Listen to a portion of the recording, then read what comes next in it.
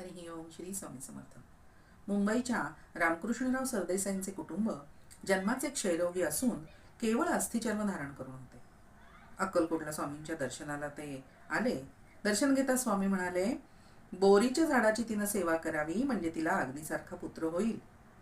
रामकृष्णराव म्हणाले, स्वामींच्या बोलण्याचा अर्थ काही आपल्याला कळत नाही कुणाला, तेव्हा तू असं कर, पिंपळालाच प्रदक्षिणा घाल.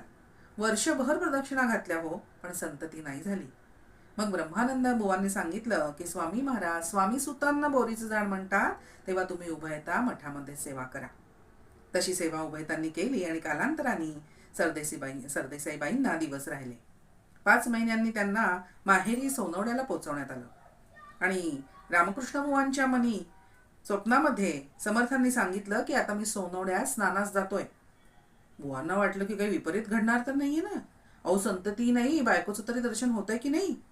पण दुसऱ्याच दिवशी ती गोड आनंदाची बातमी आली की बायको बाळंत होऊन पुत्रप्राप्ती झालेली आहे.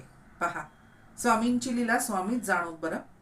स्वामींच्या कृपा आशीर्वादाने क्षयरोगी बाईंना सुद्धा पुत्रप्राप्ती झाली.